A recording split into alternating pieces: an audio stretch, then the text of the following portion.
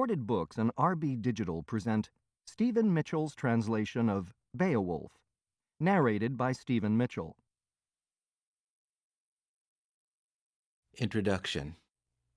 It's something of a miracle that any of our ancient literary masterpieces survived the downfall or shift of civilizations, since they all might easily have been lost. Of Heraclitus's profound insights, we have only tantalizing fragments. Of Sappho's 9 books, there remain just 4 poems and scattered verses of incomparable loveliness. Of Aeschylus, 6 out of 90 plays. Of Sophocles, 7 out of 123. Gilgamesh, the oldest of our masterpieces, its final version was written around 1200 BCE, disappeared for 2,000 years. The baked clay tablets on which it was inscribed in cuneiform characters lay buried in the rubble of cities across the ancient Near East, and it wasn't until 1850 that the first fragments were discovered among the ruins of Nineveh. Beowulf, too, dropped out of existence for centuries. It was probably unread after 1066 CE, when the Norman conquest changed the nature of the English language.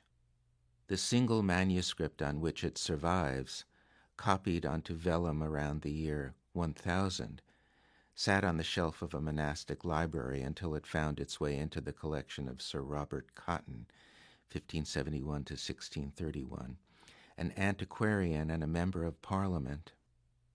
In 1731, a fire broke out in the building where the collection was being stored, destroying a quarter of its books and manuscripts. Before the Beowulf manuscript could be saved, someone tossed it out a window. The top and the outside edge of each leaf was badly scorched. In 1787, an Icelandic historian named Grimur Jönsson Thorkelin prudently commissioned a transcript. Even as the transcriber copied it, the charred edges of the leaves were crumbling away. Many of his readings go unrecorded in Thorkelin's own later transcription, and scholars estimate that nearly 2,000 letters lost in the manuscript as a result of fire damage can be restored on the basis of these transcriptions. Finally, in 1845, librarians mounted the leaves on paper frames and rebound them, thus putting an end to any further deterioration. Thorkelin published the first edition in 1815, and the poem began to be studied and translated during the following decades. But it wasn't until J.R.R. Tolkien published his famous paper Beowulf, the Monsters and the Critics in 1936 that readers began to recognize its status as a great literary work of art. No one knows who the author of Beowulf was, or when he wrote it, or precisely where in England. Among historians and literary scholars, opinions on the date of its composition have ranged anywhere from 650 to 1025, while most linguists and archaeologists date it between 700 and 750. The poem's story is simple. Beowulf is the nephew of the king of the Geats, a people who lived in southern Sweden.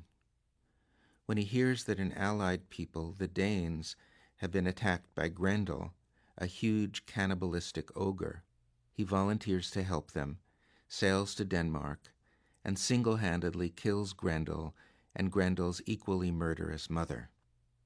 The second part of the poem takes place 50 years later, after Beowulf has become king of the Geats. A slave steals a gold cup from a dragon's hoard, and in retaliation the monster goes on a fiery rampage, destroying people, buildings, and the whole countryside. Beowulf kills the dragon, but in the fight he himself is mortally wounded. The poem ends with his funeral and eulogy. The poet who wrote Beowulf may have believed that these Geats, Danes, and other neighboring Germanic... To keep listening to this audiobook, I've left you a link in the description so you can do it, at no cost thanks to Audible's 30-day free trial.